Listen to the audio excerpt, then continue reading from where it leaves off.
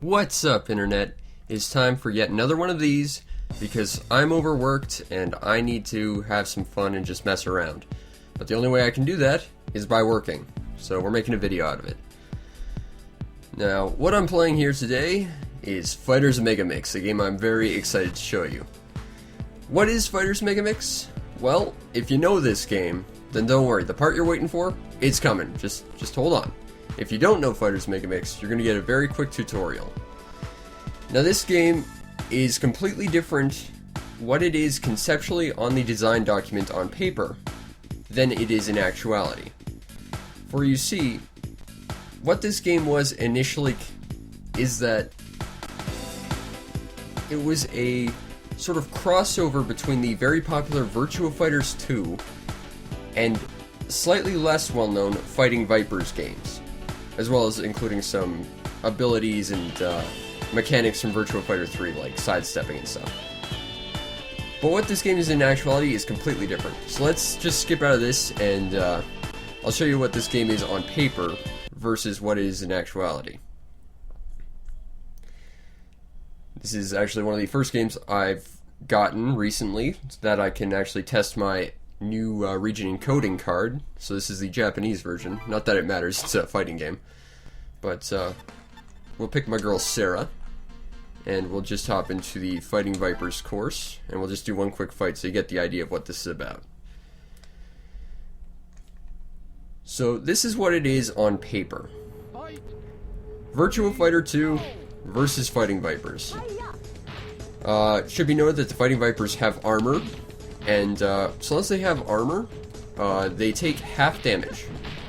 You can break it off, and they will take twice as much damage, so it kind of balances it out versus the Virtua Fighter characters, but it's still not relatively balanced because it's really hard to break that armor off. I've never been very good at it. But I'm also atrocious at fighting games, as you're clearly seeing right now. That's a very bad showing on my part. I think it's rather odd, though. This game came out after Virtua Fighter 2, as evidenced by the fact that it actually uses some stuff from Virtua Fighter 3. And yet, it doesn't look... At least the Virtua Fighter characters. I'm not wildly familiar with Fighting Vipers. I need to get a copy, but I know Sarah in Virtua Fighter 2 looked a lot crisper, and I know her audio clips. While they're the exact same clips, they sounded a lot better in Virtua Fighter 2, so I think that's a little bit odd. But, just kicking Grace's ass. I know one of the Fighting Vipers has a different name in this version because it's the Japanese version. And it should be noted this game does not feature Pepsi Man, which the Japanese version of Fighting Vipers actually did. So I'm kind of surprised they didn't add it, and you'll see why in a few seconds why they absolutely should have. And I'm probably just going to spam that crazy spin kick move just because I am awful at these games, but I love them. Kind of trying to see if I can get my hands on a copy of Vampire Savior, as I was actually trying to get a copy with several other import titles I bought, which I am hoping to do another Faffathon with. Well, one of the games was kind of slow, and that's how you break off armor and make a girl nude. By the way, it's just kick her in the head and she'll strip for you. But it's a good life lesson. Anyway, that's what this game is on paper. Now let's see what this game is in actuality. So we'll just, we'll quickly exit out of this. Go back to the start, and I'll show you what this game is in actuality. And this is why you need a Saturn and a copy of this. We go to the final course, which are all the unlockable characters. So I guess there are some spoilers here. Ladies and gentlemen, the True Fighters Megamix starts now. I am fighting a giant inflatable bear wearing a sombrero that has zero animation, and it's one of the greatest things ever. Yeah, so Fighters Megamix. It has natively about 20 characters, but if you include all of the secret characters, there's about 30 of them. And then if you include variants of the secret characters, there's about 35. So about half the characters in this game are just weird weird unlockable characters that don't make a lot of goddamn sense, and it's absolutely why you need this game. Should be noted there are no ring outs in this game, which is weird seeing as this is kind of a Virtua Fighter game. So yeah, not having ring outs is a little bit weird for me, 'cause I did play a lot of Virtua Fighter 2 on my Saturn back in the day. In fact, after Virtua Fighter 2 back in 96, I want to say, that was the last fighting game I played until 2012 when I picked up BlazBlue Continuum Shift. And I've just been sort of retroactively trying to get back into fighting games, and with the exception of Gotcha Force, I picked that one up pretty much at launch.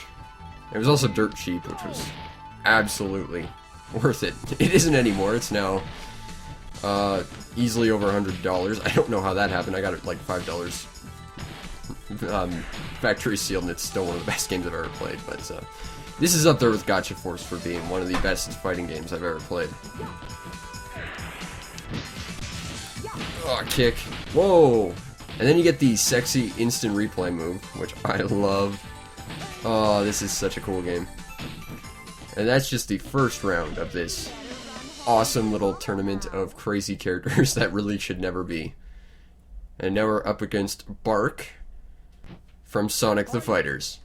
Yeah, this happens for reasons. I appreciate the Sonic the Fighters music, though. This isn't the only Sonic the Fighters character. I think the other one's also in this bracket. And I think the other one was actually a lot cooler. Now, it should be noted that, yeah, there are characters with armor, and that sort of delineates that there's no balance in this game whatsoever. That's not even the half of it. Like, you'll see it when it happens, but some of these characters are just incredibly underpowered compared to others. And some are just straight up broken. Sidestep, grab, smash. There's also a ton of different animations for each character. Like, Sarah's got like 4 different grabs depending on like where you do it. But sidestepping, not in the original. I don't think it had this, or Virtua Fighter 3, I don't think it had like this weird flip maneuver that you saw Bark do. Each character can do an aerial recovery like that. I don't really know why, because it is kind of broken. Okay, Honey. I believe she was in the Fighting Vipers, and in the North American version she had a different name. And the only reason she's in this bracket is because she had an alternate color scheme that was an unlockable, I think. In fact, I'm pretty sure she was the first unlockable, which was really depressing. Because I don't really care for the Fighting Vipers characters all that much. But that's because I'm not wildly familiar with them. Still, this is not, by any means or measure, a balanced game. It is still one of the best fighting games I've ever played, though. And as many unlockable characters as I've got, there's still 2 I haven't, so you're not going to see them all. There's one that requires you to play the game 30 times. I'm very quickly approaching that character, but there's also a character that requires, I think, 84 hours of playtime. I'm quite a far ways away from that one. Kick. But this game is just awesome. Kick. Ugh.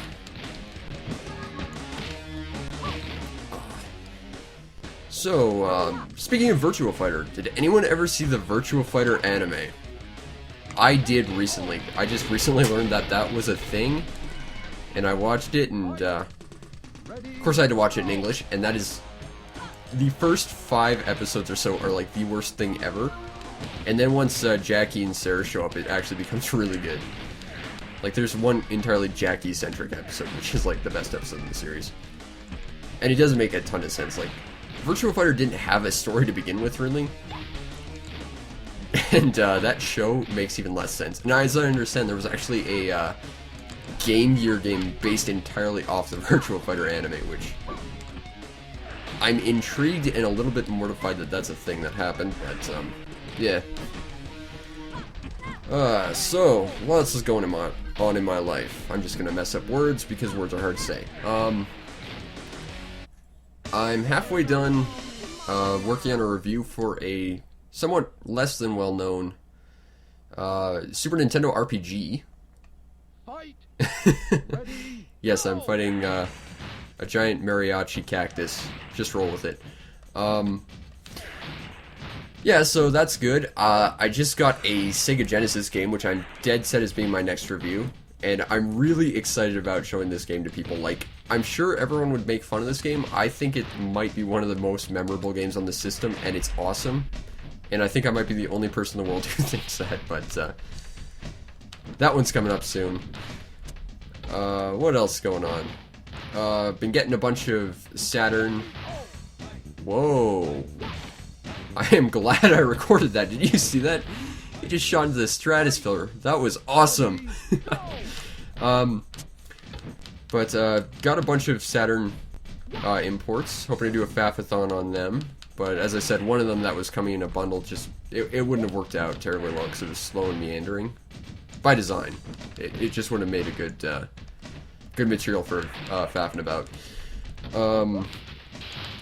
I've got a copy of a bullet hell shooter on the way, which is weird because I'm terrible at shmups and I've never played a bullet hell shooter, so I'm thinking maybe I'll record my first impressions of that, which will probably be like the shortest video ever, because I'll probably get a game over in like the first 10 seconds.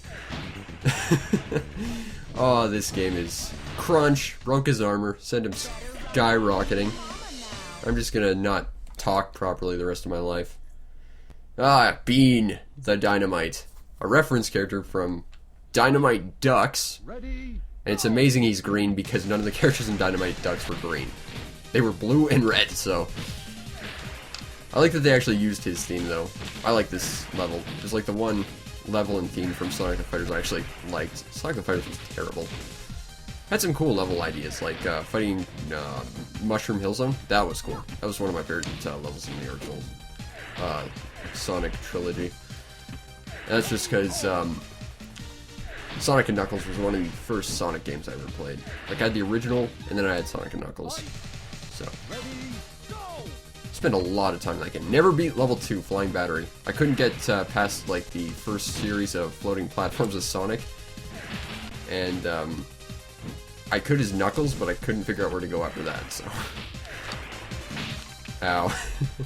So yeah, as you might know, Bean is not doing a lot of damage. And this is kind of what I'm saying is, he's really underpowered, but he's got like a crazy ranged move, which is just kicking bombs, which the computer's not doing right now, which is great. I'm thinking this might be the best fighting game I've played in like the past couple of years. At least up until like SNK vs. Capcom 2. Two very different style games. One is very, very meticulously balanced. This one isn't remotely, but am I the only one who thought the Virtua Fighter kids were just like weirdly deformed clones? Like, I can't be the only one who thought that. Like, they just left them in the test tube a little too long. Now they've got these crazy heads or something. I don't know. It was a weird game. I don't think that conceptually Virtua Fighter Kids worked, simply because their arm reach was just so small. This is a neat level though. It reminds me of Casino Night from Sonic 2. That was a good level. I don't think, like, it looked nice. I don't remember enjoying ever playing it, but it looked nice. There can be only one Sarah. And it's not going to be the weirdly deformed clone. Take that. Something about the... Okay, and here we come to the super secret boss. And yes, that is in fact the car from Daytona, USA. Just roll with it. And this is why you need Fighters Megamix. It's just weird and amazing. It's just one of the goofiest games I've ever played in the fighting genre. And one of the best things about it, it's on the Saturn, yeah, but it's dirt cheap. Like, seriously, it's one of the cheapest Saturn games, regardless of what region you're buying for. Like, North America, you can easily get this for 15 bucks. I bought this for 20 cents and just had it added onto one of my purchases. And I knew about this game already, so I kind of wanted it already. So the fact that okay, his armor broke. he takes twice as much damage now, which means he's gonna die pretty much instantly.